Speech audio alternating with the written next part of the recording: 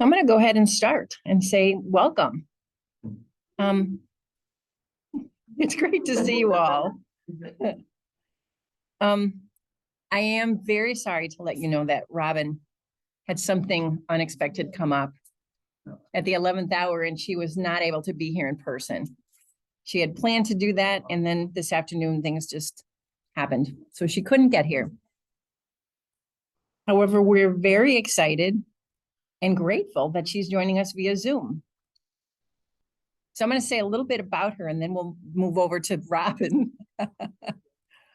So Robyn Smith is an 11F, and she can't see you yet, but I'm going to turn the screen so that she's focused on the audience. And I will say, if people want to get into this middle section, she'll be able to see more of you. There's about 14 people in the room. So Robyn is an 11F. She first came to Hampshire from Jamaica, and she came with the intention of centering her work on the visual arts. And because of the way Hampshire is structured, she explored a lot of other things and got interested and excited about the sociology of race in America, which is pretty different from how it is in Jamaica. And when she was at Hampshire, she worked at the Cultural Center for 3 years, which was a key source of support. And her studies focused on the representation of race, class, and gender in media. Her Div 3 consisted of an essay and gallery show titled Dismantling Imperia, Reimagining the Superhero.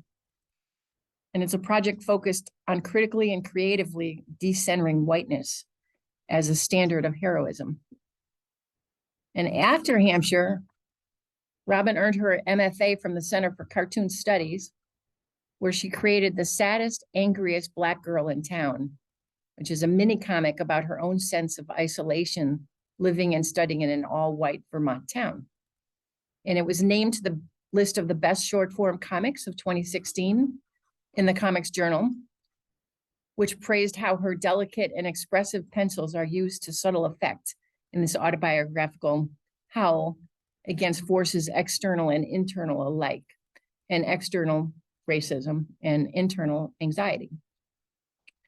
So the success of her MFA work led to a collaborative effort called Wash Day, written by Jamila Rouser and illustrated by Robyn. It's a day in the life comic story honoring the beauty and endurance of Black women and their hair. The project won a 2019 Dinky Award for Best Floppy Comic. And at the 8th annual Black Comic Book Festival, and this is at the Schaumburg Center for Research in Black Culture in Harlem. It's an event that she attended first when she was an undergrad here.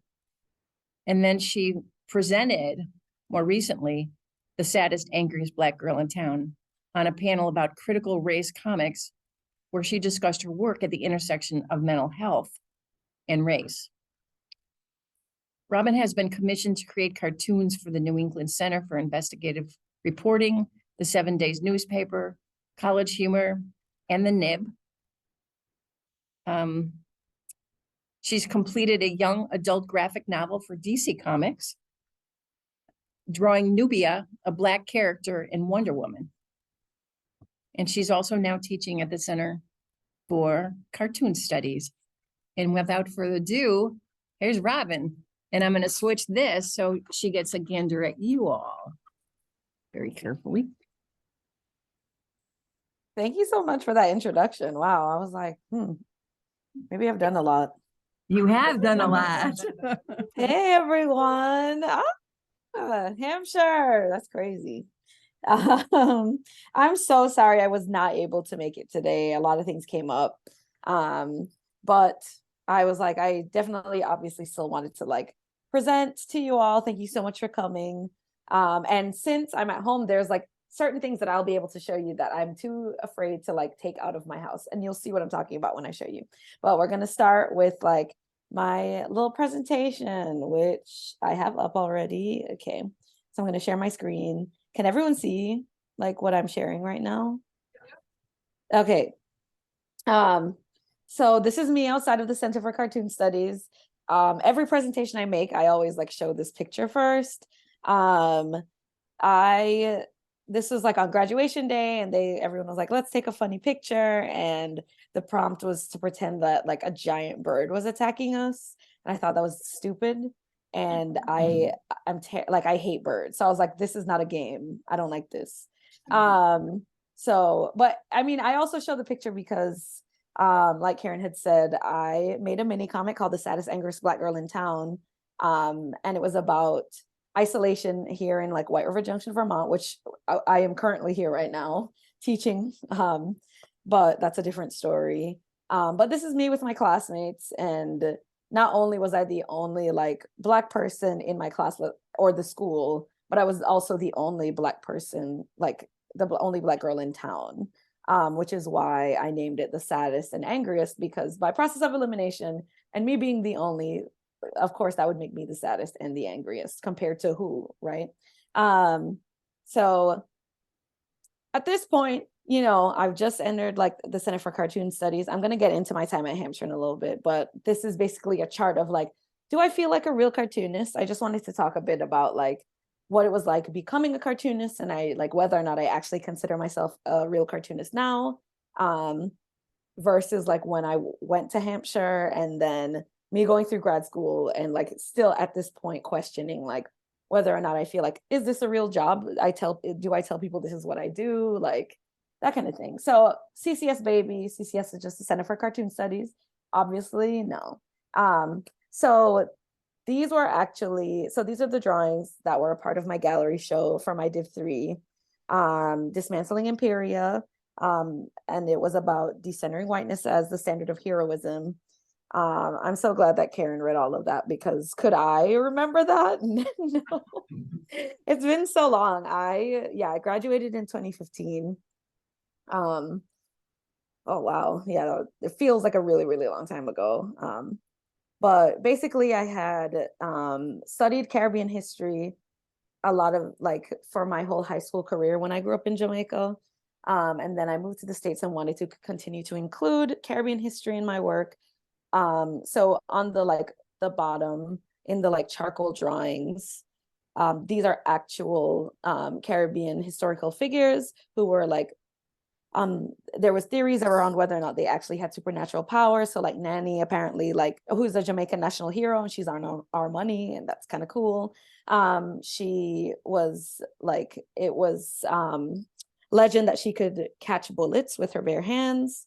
Then there's Toussaint Louverture, who started the Haitian Revolution, and that he could like flatten cannonballs like with his voice, and like Cujo, he could like grab whips from like slavers, etc. I mean, all like really superhero stuff that I was like, okay, well, I want to make like a whole league about their descendants and like what those things could do for people like nowadays, or like thinking a lot about like police brutality and like what these heroes could do in this time. And I mean, I haven't revisited this idea since. But I mean, I'm still probably really proud of this work. I still have the originals and they're gigantic. So each of these drawings was 18 by 24. So like think of a large sketch pad paper. And yeah, here are some of I can zoom in a little bit. Here are some of the comics pages. It was very interesting. Like I started off doing portraiture when I had first come to Hampshire. One of the reasons I ended up at Hampshire was actually because so like Karen said, I had just moved from Jamaica. I did 1 year of high school in the Bronx, and I had a cousin who was already attending Hampshire, and being from like a very close-knit Jamaican family, they did not trust that like I could just be somewhere else without another family member being there. So they really wanted me to go to Hampshire. I applied, I got in, and I knew they had a good arts program, and I was like, okay, well, I guess this is what I'm doing. I feel like a lot of decisions were made for me at that stage of my life, but I was only like 16. And I actually just started attending Hampshire when I turned 17. It got kind of messed up during my immigration, so I was like a year early. But after like going through and studying like in more detail, like portrait art, my father's a portrait artist. I realized that I really wanted to tell stories, especially thinking about I wanted to tell stories, especially thinking about like how much I cared about Caribbean history, and like all the legends that I think, and not only legend, but like what is rumored to be true, you know, that is mysticism is a really like important part of Caribbean history and can be told as fact. And I really, really love that aspect of my history. And I really wanted to incorporate that into comics. So from there, I was like, I tried a thing, you know, these pages were also gigantic. They're 18 by 24. And I would never recommend anyone make comics like that. No, that's not, I wish I had someone who could have told me that everything I was doing was wrong. This was all like me just Googling how to make comics, because at the time, the one I had chosen like for my Div 3 to start doing comics. So it wasn't like I was always doing comics and now for my Div 3 I'm doing comics. It was me being like, this is how I'm going to tell this story. And I had a professor who was really more into the theory of comics, Michelle Hardesty, who was one of my advisors. And I had Kara Lynch, who it was also like, it was really about like the theory side and history side of it. They helped a lot. But then when it came down to the art side of it and literally like how to make a comic, the one sequential art teacher was on sabbatical. And I was just like, well, I'm gonna have to try and figure this out by myself. So because I was thinking it's a gallery show, it should be big, like this is how comics are made. A scanner, who needs a scanner that can scan an 18 by 24 page? I needed one that but I didn't think about any of that at the time, because I was like thinking about comics more so as just a way to like tell a story and express myself, and not so much as like this will be my job in the future. Because even at this point, I don't believe I'm a real cartoonist. At this point, I don't believe that I'm like skilled enough to ever really be hired to be like a freelance cartoonist. And also it seems impossible because I don't know the steps that I need to take, or like to even create a page and work with someone else. Like there's so much involved in comics now that I know. And when I think about Baby Robyn, I'm like, oh girl, it's like so stressful thinking about this time of my life, even though I am really proud of the work that I did. Here's me in the gallery space with my friend Tony. We lived together. And yeah, look how big these pages are, like on this wall. Why would I do that? And it took a year to make 20 pages. No, that's not how comics work. Since doing this and it took a year to make 20 pages, I've now drawn like 190 pages in a year. Which is what I need to do instead. But I needed to start here to get to that point. So the Saddest Angriest Black Girl in Town was actually my first year project at the Center for Cartoon Studies. Because after you go through your whole year, it's like comics boot camp.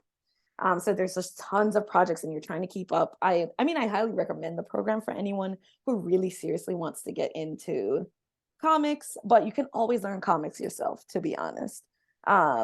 I went because I really wanted to get my master's degree, and my parents were like, we're not in America for you to not get your master's degree. So I was like, all right, well, I'm gonna have to do it. But this is what it looked like originally.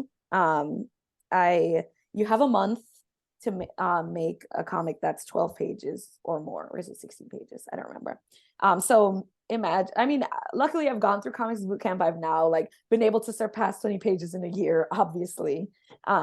So it's 12 pages and I ended up making mine. It's 28 pages.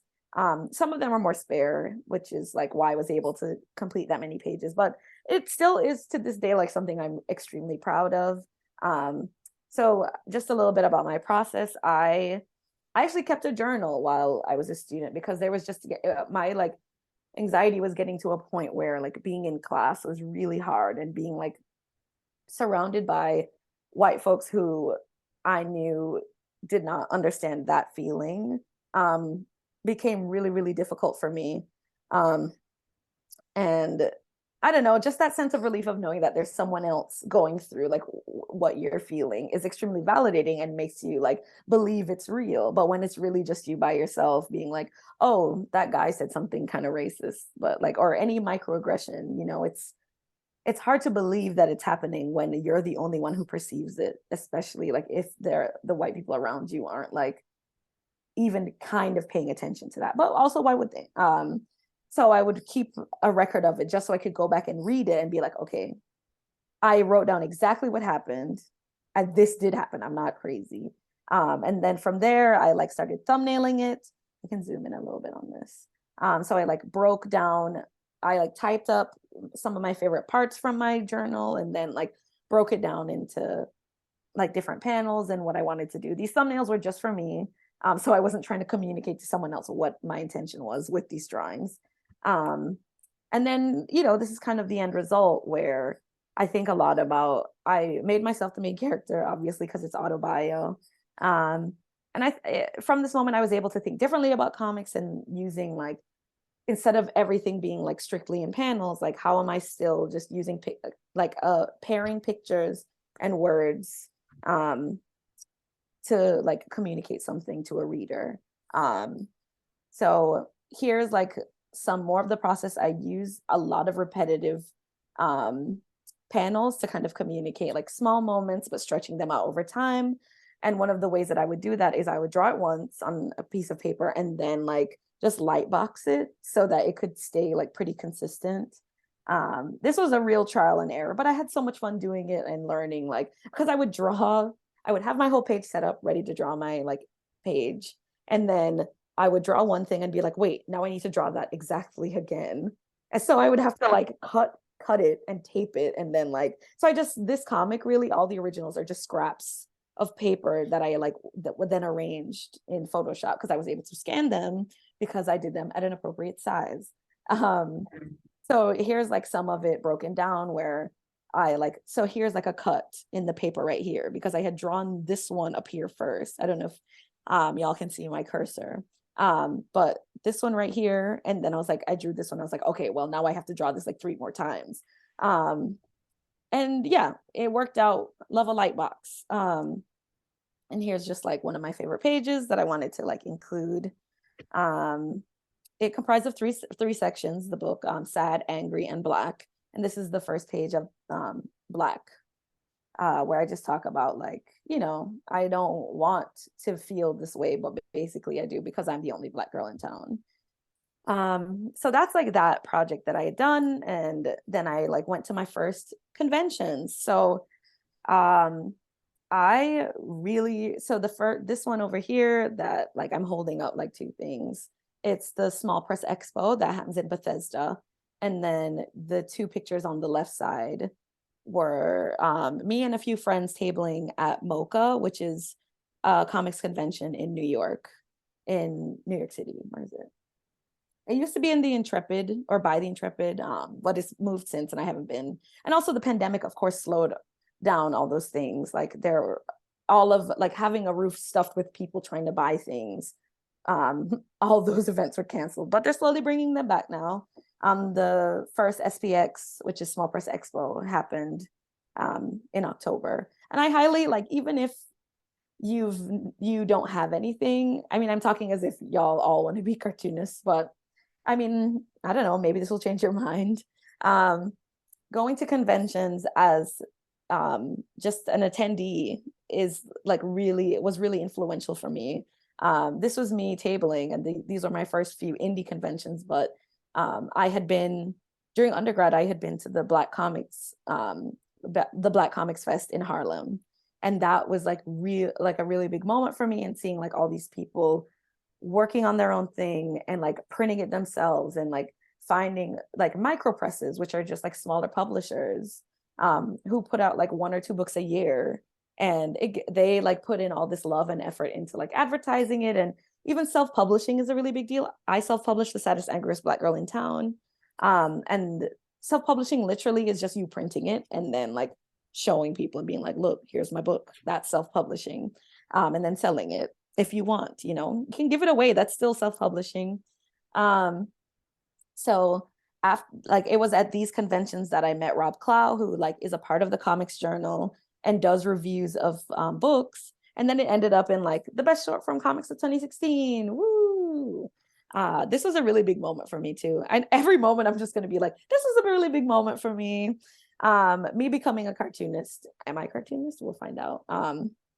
It's just a series of big moments, and like or at least taking something from every experience and being like, okay, maybe I can do this. So I made this list, and it was like really early on. It was still at the end of my like first, it was like maybe the beginning of my second year of on the master's program. And I was like, wow, okay, I'm getting in there. I'm like getting some people's attention, and that's cool. Um, so saddest, angriest Black girl, that's what SAB stands for. Do I feel like a real cartoonist? It's going up. It's going up. I'm like, I'm on this list now. Everyone likes this book. I'm still selling it now. I mean, now it's published with Black Jose Press, which is a micro press run by one of my best friends, Jamila, who I wrote Wash Day with. Or I mean, I draw it and she wrote it.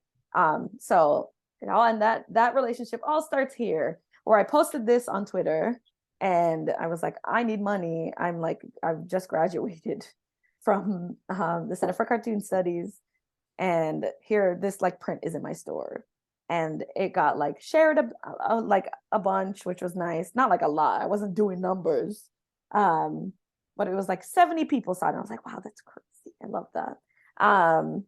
And Jamila Rouser had seen it. And at this point, I don't know who she is, but it's the person that I ended up doing Wash Day with. That's how she found me. Wait, I think I have a picture of her with me next. I'll go back. Yeah, there she is. And she hit me up and was like, I want to make a mini comic about like a Black girl doing her hair. It's like her wash day, and it's a Sunday. It's slow. It's slice of life. I'm like influenced by manga, but manga traditionally made for adult women, which is called josei, which is why the press she runs now is called Black Josei Press. It just means like we make comics for like Black femmes who are like adults. So Wash Day is 18 plus, and now I'll go back for a second. There it is. There's a cover. I'm very proud of it still. And we ended up like kickstarting it, which is a crowdfunding platform where you can like propose to an audience how much it is that you're trying to print of something, and you like offer them different rewards if they pledge a certain amount of money. And I think it's such a great way to get your own work off the ground, without depending on pre-orders, because it kind of is a pre-order, but then people give you the money, and if you hit your goal, you get that money and you can like pay to print the book and give it to people. So it works out where you don't have to like have money to like put down first and then print your book and hope that people buy it. People give you the money to print the book, which is great. And our goal was actually $5,000, and we were like, this is small. We're both new to like the comics world. We're not going to make it. Like, we're not going to make that much in a month. Like 5,000 is good. And we actually made $16,000. So we like hit a stretch goal, which means that we got it translated into Spanish, and it like ended up being way more successful than we expected. It was written about in Essence and Ebony and like a lot of different platforms that traditionally don't write about comics. But when you start to make comics that can hit a demographic that's usually left out, like Black femmes, like I assume it's going to get their attention. Like seeing like a Black person on the front of anything like obviously grabs my attention. But I think a lot of Black people have been felt as if they've been left out of comics for a while, or that it's not for them. I can especially say that about like my groups of friends who were like, why are you doing comics? And then the minute that I would like show them work that I really liked or found by other like Black creators, suddenly like this whole new world of like indie comics gets opened up, because you realize there's like different ways you can represent yourself in this world, and comics is just the way I choose to do that. And Wash Day was like that for me and Jamila, and it's been great working with her, and now we talk every day. We're best friends. Let's see, it's loading. But all of that to say, like, there's a page. I think it's like really high resolution, which is why it might freeze up for a second now. But so here's like one of the pages that it was in black and white. It was 27 pages. It was really small okay, now it's still loading. It's trying its best. But I hope you're enjoying looking at this drawing. She like is a really good writer. I don't know if you can hear the train on my end, but I live in a train town now. But yeah, it's interesting seeing a page that has no words, but she did write it. So she would like explain in each panel, and being a cartoonist, particularly one that's been hired just to illustrate something. Um, so much of comics is like just interpreting a script and then like drawing that into tiny boxes. Hold on, I think what is happening? What is this? Leave me alone. Okay, maybe this will make it faster since I've closed something. No. I think once we get past these pages, it will go faster again. Oh, yeah. Okay. So we're going through. This is wash day still. All right. So wash day diaries, which I'll talk about a little bit at the end too. I wonder if I can hide the sidebar again. Okay. So wash day diaries, after like the success of our mini comic, a few years later, we got hit up by Chronicle Books, and they wanted to like make it a longer graphic novel. And that is the latest thing that I've worked on since. So we added new characters. So Kim and Cookie, who are on this side to the right, are the original two. And then we added Davine and Tanisha. And yeah, that came out in July this year. So that was really exciting. It is my second graphic novel. But just like seeing it from, thank you, but seeing it from the beginning, as literally just me posting on Twitter and being like, here's a drawing, I need money, please help me. And then being hired. And then us basically just working really hard from that moment to like get this book out there, but then to make something special and slow, and specifically for like Black femmes who have like dealt with like Black hair has been politicized since like forever. And making a book where it's not about like Black struggle, but more just about these women enjoying each other's company, being best friends, and doing each other's hair, like was very therapeutic for I think both of us, but also like I don't know, other people reading the book, hopefully. Wash day's out. Woo! Do I feel like a real cartoonist? It's going up. Then I worked for Nike for a quick bit. It was a disaster because Nike's bad, obviously. But did they have money, and did I need money? Yes. I really enjoyed working on this because I really enjoyed the characters that Jamila and I created. So we both got hired to do this together because at this point we're a comics duo. Like, so this is like a very slow progression of us like coming up together. Like, I really wanted to be able to like dictate to you guys like literally where I was in the beginning, and like it's moving up over like years of time of me like also practicing my craft and like still enjoying comics at this point. And I mean, I'll say, sure, I enjoy comics now, but younger Robyn was the happier Robyn. But so we like did this for Nike, where it's about, her name is Marisol. It's a pun. And they wanted like a comics influencer. So she's like she's from the Heights. She's like a sneakerhead. And when we had originally written her, I mean, I signed an NDA, but just don't tell anybody, I guess. We had written her as queer because duh. And as like, so we were just hired to do like 12 pages for the first one, and it would be on their sneakers app.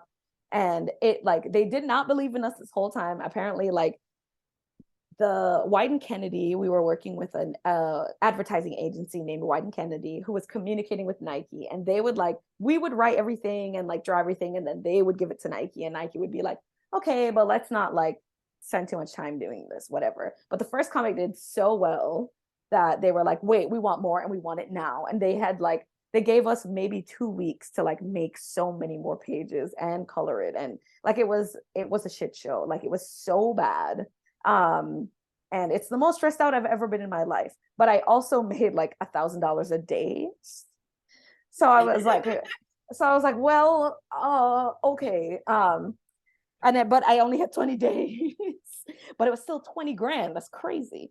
So So of course I was gonna still do it because I don't have money. But in the end, I regret doing it, but not really. I don't have an answer on it yet. But here are like the two characters. Obvious. This is what we sent to them, and they were like, "Yeah, this looks hetero." I don't know. And I have like 2 pages where, again, I'm not allowed to show it, but whatever. The last story is when they go to prom together, and then and dance together, and right at the end, like maybe 2 days before this comic needed to come out, Nike said it's too overtly queer, but they accidentally put me and Jamila on that email. They didn't know we were going to be on it. And we were like, oh, okay. But Wyden Kennedy came back to us not knowing that we had seen that, and said that, oh, could we just like cut some of the like slow dancing? You know, they're friends. They should be having fun, blah, blah, blah. And we're like, no, she has a crush. That's why she like, that's like the point of this comic. But in the end, I had to cut them holding hands out of it. So on the left is like what I had drawn, and then on the right is what I had to edit for them. And I was very petty, and I labeled the files the like gay, the not gay version, and like the gay version, because I was mad about it. One of the things that I was like is like wild. I'll stop sharing my screen for just a second. One of the things that I was like, okay, well, I'm at home, so I can show y'all this, is they sent me, oh God, now I have to figure out how I'm gonna like get this on here. Wait, okay. They sent me a giant locker that like has the art on the inside. So like there's all of that. Then there was like a Nike sweater up here, and I was like, oh, that's cool. They sent me like print versions of the book that was done very poorly. They also forgot one of the comics, but you know, this was their influencer package that they sent out to like sneakerheads who loved Marisol, and then they finally got around to getting me and Jamila one, and we were like, oh, thanks. But then they included a letter that was written from the perspective of Marisol, like the character we created, and spelt my name wrong. So, you know, it's all in the details. Second drawer is like, what's in here? This is where the comics were. And then there's like, I don't know, something under here. Ooh, wait, I forgot about this.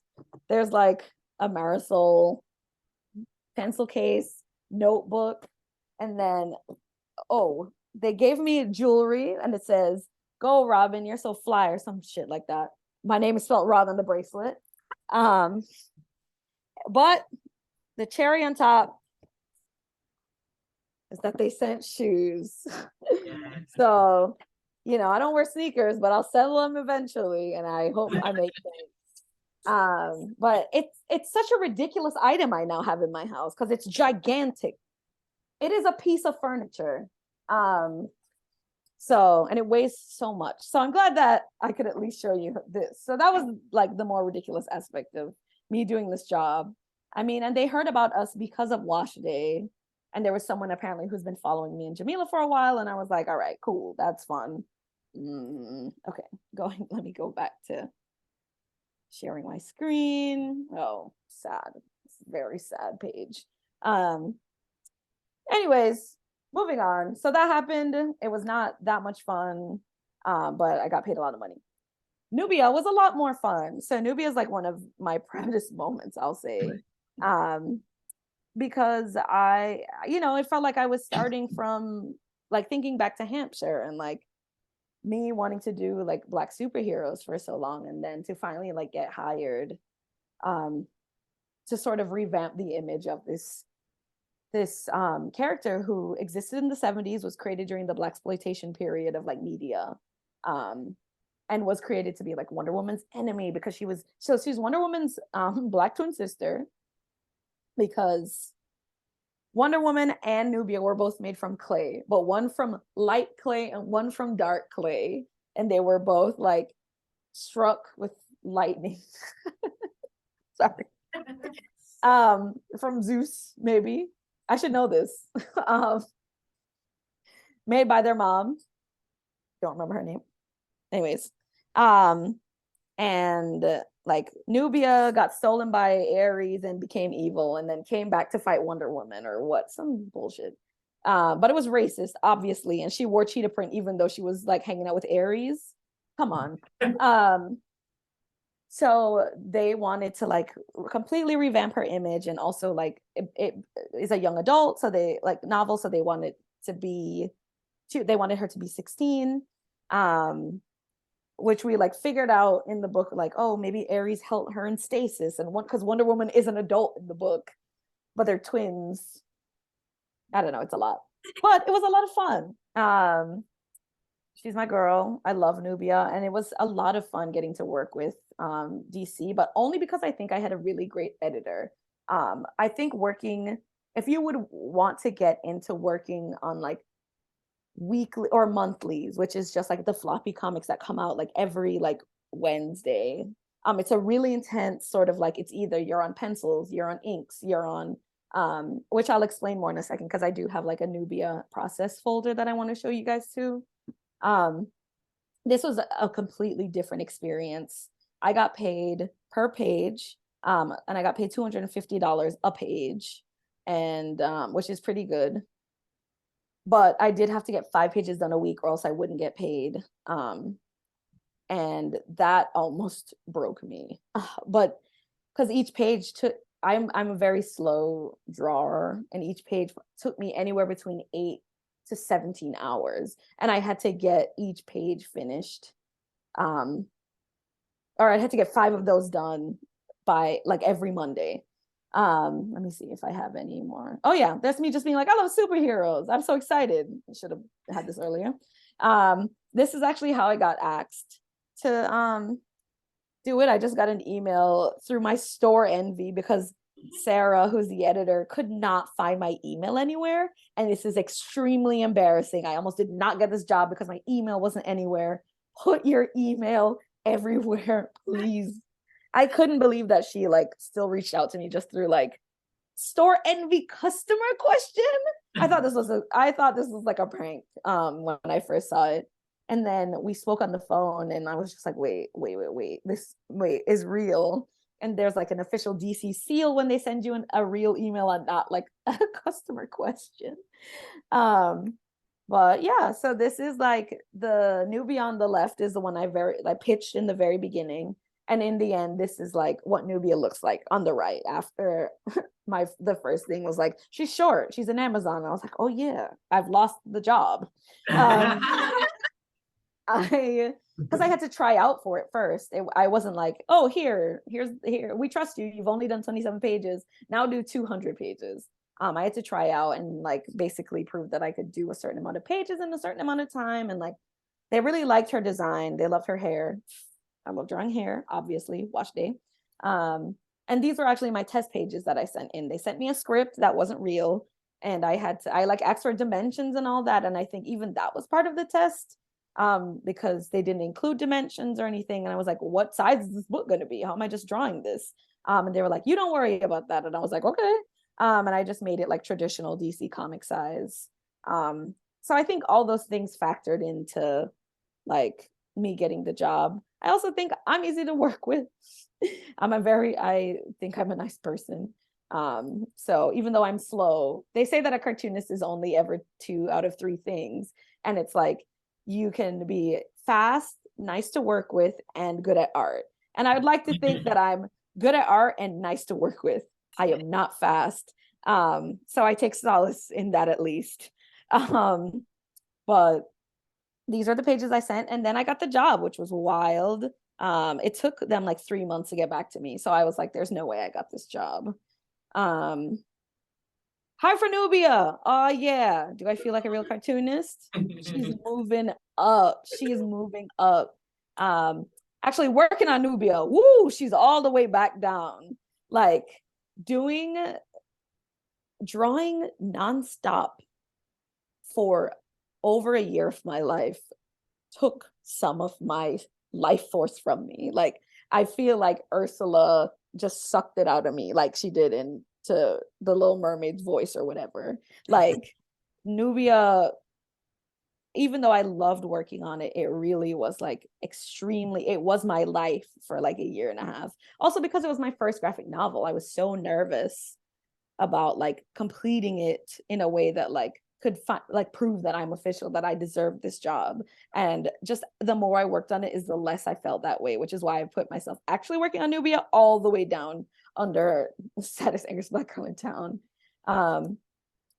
But here's the cast of characters, and I love them all very much. There's Jason, Keisha, Nubia, Oscar, and then Nubia's moms, Amira and Danielle.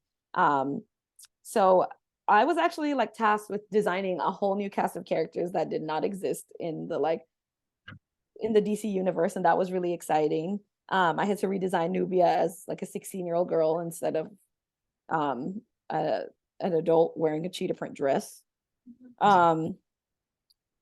And that was a lot of fun. I just used like my family as references. So this is like my cousin. I trace all the time. That's the only way that I could get through anything quickly enough. Like you can see I trace my cousin's little legs. I was like, I can't, my brain is dead. I can't think of like how to draw this right now. So taking reference pictures was actually like a really big part of working on it. And a lot of it is just me like posing over and over again and taking like pictures and hopefully just like capturing that in my art. So even having to do that was sort of like, it drained me thinking about, okay, maybe people can just draw, but not me. I have to take pictures to see what it looks like. Here's just some more pages that I really liked. But oh yeah, wait. So this like a middle panel here when she's throwing a cop, it's like me and my brother just doing all kind, like this is my camera roll like for the year of my life. It's just videos of us like trying, like, does that work? Wait, if I'm twisted, how does my shoulder look? Like it's a lot of work. But oh yeah, and here's the like sort of how the page rate sort of broke down. So I gave it my layouts, and then I would pencil it, and then I would ink it, and then I would color it. And working in like monthlies and floppy comics like that come out like every month or whatever, that's each of these things is someone else's job, because no one can complete that much work in like such a little, like in a month. For like a 24-page comic, or yeah, I think a floppy is 24 pages. Some are bigger, some are whatever, but I had like a year and some, but I had to keep that like rate up of me doing 100 or 5, it was 5 inks. So I wouldn't be coloring it. I had a colorist, and then my colorist dropped out. So I ended up having to like join the team after I had finally finished and celebrated to finish coloring the book on time. So that was exhausting. But at that point, they know you care so much about this book, you're going to help. But I did get paid, obviously. This is me working on Nubia at a Celine Dion concert. And my mom making fun of me. She was like, oh, look at that. LOL. Oh, right in the gut. But yeah, I just was working, like I said, I just put this in the slideshow to be like, I need to emphasize how much I was working all the time and how strenuous graphic novels can be. And you really have to love it to like, even to like fight through the imposter syndrome from the beginning, and then getting to a point where you're like, I've made something I like. And that's me making like the saddest, angriest Black girl in town, and then being like hired, and you're like, oh yeah, I've been hired to do something, I'm making it. Oh, I'm doing a graphic novel for DC. That's such a big deal. Finally, I'll tell people I do comics, and then they'll be like, for who? Like DC? And I can be like, yeah.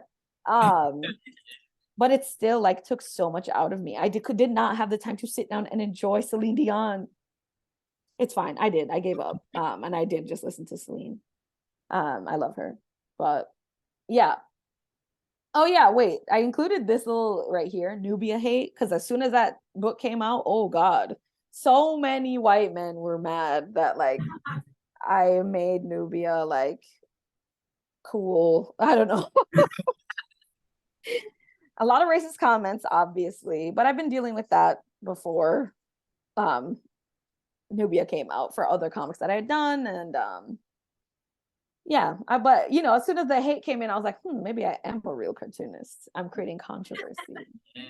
Um, but I mean, I had my family always. I am like gonna end here with this picture of my family at my like Div 3, because or at least I'm gonna end this slideshow. I just really want to show you my Nubia process after that. But this is them. They all came to see my show and like believe that I could be doing this whole time. And they've been having a supportive family, I think is like a really, really big chunk of me like being where I am, and like especially in art, because that's not always the case, having a supportive family, especially a supportive immigrant family who's like, yeah, do art. That's why we came to America.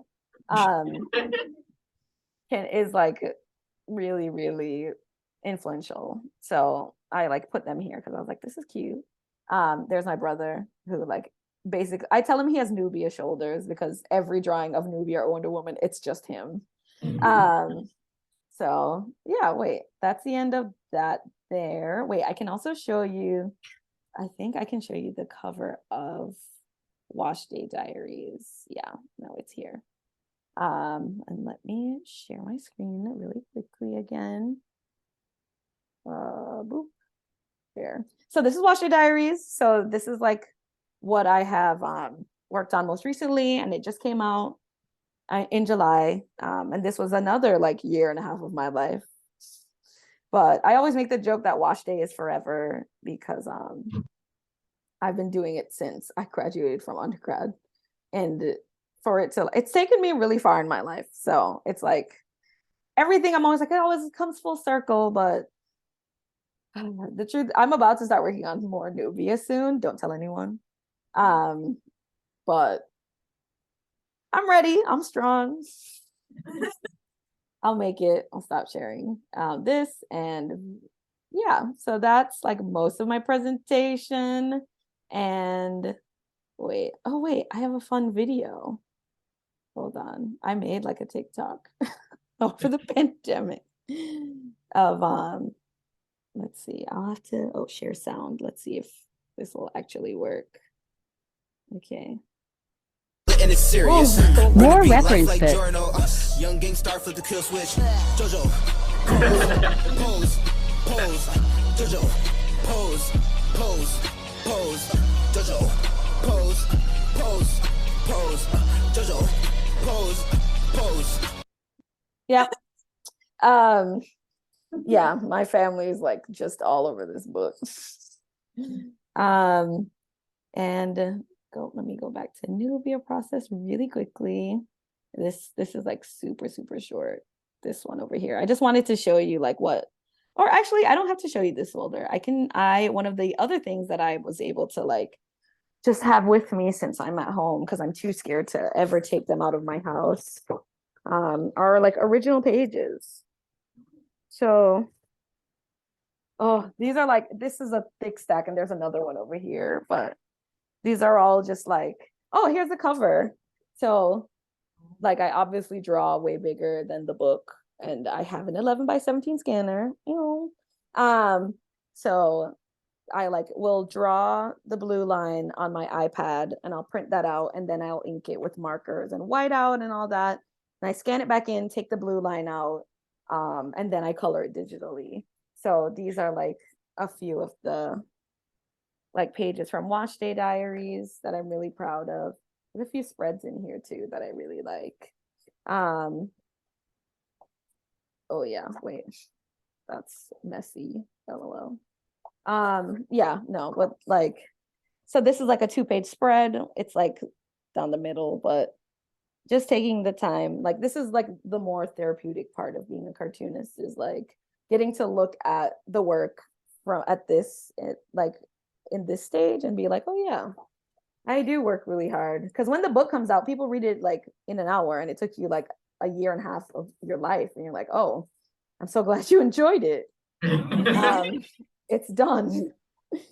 So the book's out, and I'm kind of like, yeah, okay, well, that was it. Like that's all of this. This is maybe just a fifth of the book, but I have like the stack is like this big.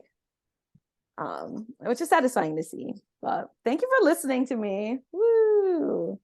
I think that is my presentation, and we can like maybe take a break for a little bit, or if anyone has any questions. I mean, I do have to go at 5:45. But if anyone has any questions or anything.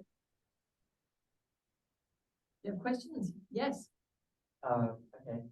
Can you hear me okay? Yeah. Okay. My name's also Robyn, by the way, but with an I. And my name is spelled with a Y too. So people spell my name wrong. Anyway, I just thought that was really funny and relatable. I'm actually an alum and I did a comic for my Div 3. And I was wondering what you how would you recommend like trying to promote or publicize like an already made project if you think that people or maybe micropresses might want to pick it up? I think, I mean, stuff that you've already created, a gift, because that way you can like just, it's already done and you can like take it to different like conventions or like just even like local zine fairs and stuff. But if that's not something that you would be willing to do because, you know, we're still in a pandemic, I highly recommend like just flooding people's like social media with it, just like making, even releasing like a page at a time, or like here's a drawing I did. I'd love to do fan art of my own characters or just of things that I've already done, just to pique people's interest in something that I've already finished. So that does get like a lot of like, if people like share it enough, I will say it does get like publishers' attention. And if there are any like micro publishers that you can think of in particular, it's always worth it to like reach out and even just like maybe like purchase work from them, send them a message and just be like, I am a really big fan of the things that you publish. I am a creator as well. And like, if you ever had like time, would you be interested in like having a meet? Like even just talking. I think talking to the person is like a really big deal. And that's something that unfortunately I do think that the pandemic has taken away from like the indie comic circuit, is just being able to meet people is how I think I've been able to get to the point where I am. But I'm like other ways, let me think about it a little more too. About it really is just about like knowing more people in the comics community and having them be familiar with the things that you make. And even though I'm not a big fan of social media, like social media is like a really good way to do it. And then there's also like, there's this thing called Substack. I don't know if you're familiar with it, but it's just like a newsletter sort of thing that where you can ask people to subscribe and you like send it out. And there's lots of people who have started their own Substacks in order to curate like comics and send it out without like the algorithm or whatever. So like there's this one called The Gutter, which I mean, I feel like if you want more information about it, I'd be more than willing. But it's The Gutter and it's run by King Ray, like King, like crown, like King Ray, and Kathy Mayer, and it's Mayer. And they take submissions like pretty often, and they're just so happy to get anything new. So if you wanted to like even get more people's attention, submitting to The Gutter, I think they're really cool. Thank you so much. Also, are you interested in like giving contact information after this, or like where? Yeah. Definitely. I always forget a slide that has my contact information, but I maybe I'll like type it really quickly in notes, and I'll just like, let me actually do that while I take questions. Thank you. Yeah. Another question? Another question. So your specialty is in like, you're more on the artist side, but how would you recommend someone who's trying to get into the writing side to sort of build a portfolio and build things that they can show to people? I think, I mean, the way that I've only ever been contacted through email and just been like, oh, I'd love to like see like a packet basically of what it is that you are working on. So when Jamila had reached out to me, she had written like a sample of what it is and like showed that she was able to break down, because writing specifically for comics I Yeah. think is a really important part of like being a successful writer in comics, to like, and then reaching out to artists who I think are somewhere in the same sort of like realm that you are. Like Jamila and I were both at the beginning of our careers. We were like, okay, I like your work, and we're both just trying to figure this out together. And that was like one of the reasons our relationship blossomed too, because we were both just really supportive of each other, and we had such a similar vision for the work that we wanted to make. So finding like that artist who does have that like vision that you do, I think is really, really important. Be brave, reach out, hit up people on social media. I do like when people like DM me, and if it's like, if it has to do with my work, you know, and if they're like, I really like this thing, would you be interested in like speaking here, or like doing this, or, you know, do you do commissions, you know, things like that. As long as it's done politely, like, I'm interested. Sorry, I'm just typing my information. Okay, wait. Let me use my brain. How do I know how to do this? I think I just took a screenshot. Don't. I promise I know how to use Photoshop and stuff. I actually teach it at the Center for Cartoon Studies, but here I am struggling to like get myself together. Okay. Let's see. Were there any other questions?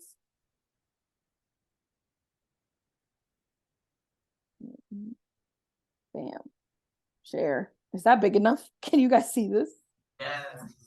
Yay. Okay. So at RoBroSmo, that's like all my social media is at RoBroSmo.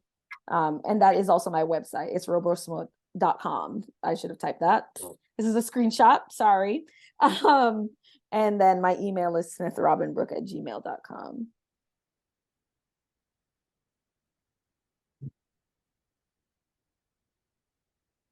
Any other questions percolating?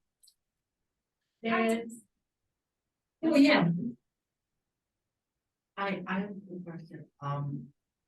You mentioned that, there was something about a comic center. Is that here or is that some other place? I got confused. So the Center for Cartoon Studies is like a comics program, and that's what I went to get my master's. And I had actually found out about it by taking a comics history course at UMass, and that's like, it's a really good course. And yeah, where I teach now is that center that I was talking about.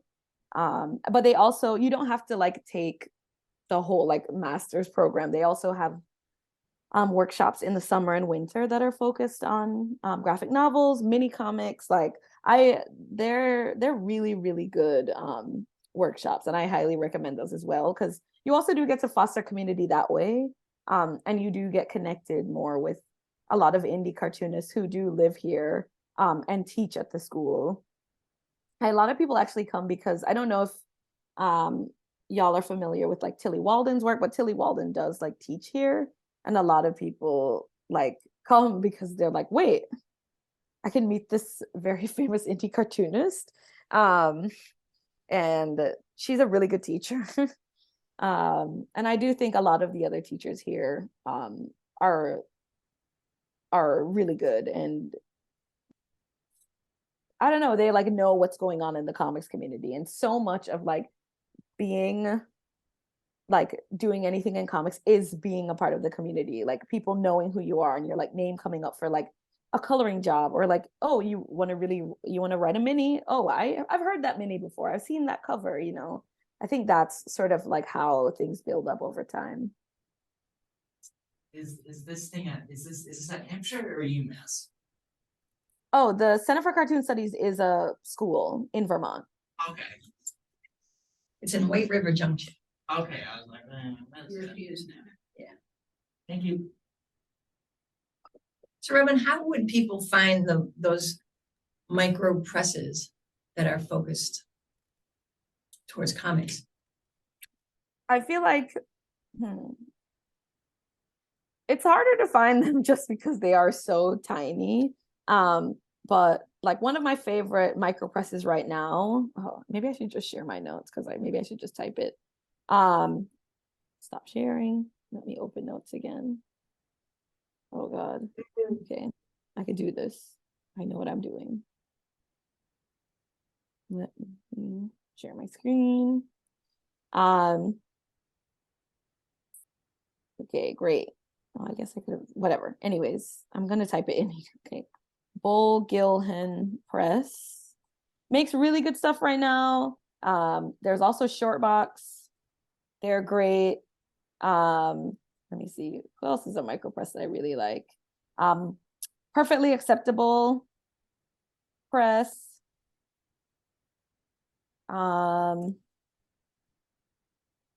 Black Jose Press, obviously. I love Jamila. There's Chapbooks. Hold on. Sorry. Retrofit, but they kind of like, they went under. Piao makes really good books, but they also just recently announced their last run, but they make really good books, and I'm sure some of them are still in circulation. But Bull Gilhan is really new. I find that following any like just one press, you'll eventually just be connected to so many more because they all like share each other's work and like talk about each other's stuff all the time. Sorry if you can see like all these other things on the side. I use notes a lot. Maybe I can hide that. No. Okay, whatever. Yeah. I'll stop sharing now. But those are micro presses I really, really like. And if I think of any more, or if anyone has any more questions too, please feel free to email me. I take a long time to answer emails sometimes because I'm really stressed out and tired, but I will answer, I promise. Or DM me. Actually, if you hit me up on like Instagram, the odds of me replying are sooner. I do check my requests in case like we don't already follow each other or something, but hit me up. You wouldn't mind a little nudge if you didn't answer for a while. No, a nudge is fine. I have a quick question. I wanted to know a little bit more about your experience learning how to make sequential art, like the art form itself, because I know you didn't have that experience as much at Hampshire. It was more theoretical and your own work. Other than your work at the master's program that you did, what experience did you have? You know, what like epiphanies did you have working on your own, just making comics about like the art form in general? It was me like finally realizing that I just always want to draw people moving, and that's why I got into comics. Was animation. I mean, that's like a real dedication to drawing the same thing over and over again, and I don't have that in me. But there's something about comics that just being able to show and tell at the same time, I think is really important for me when I'm taking in things. So thinking about like how I can communicate to people using comics is how I like even ended up doing it. And in terms of like my own art process and how I came to like drawing them, especially not necessarily having like someone to teach me sequential art when I was at Hampshire, it was just reading lots and lots of comics and like seeing how different cartoonists convey time or convey like speed, convey like drama, using like a page turn to communicate something like surprising. You know, it was small things like that that I took away from just reading and practicing as much as I could before I was like really being taught how to approach it. And all of that I think is extremely important to how I draw now and like the things that I care about in the art that I make. It is really hard for me not to always just want every panel to be a face, because I did start with portrait art, but basically like challenging yourself to do things you don't want to do is really important to making good comics. Like drawing panels without people in it is the last thing I ever want to do, but it makes the story so much more interesting. to show more of someone's surroundings, or just to focus on their hands doing something, or it kind of what you can always think about it like breaking down like movies. That was also a really big influence for me.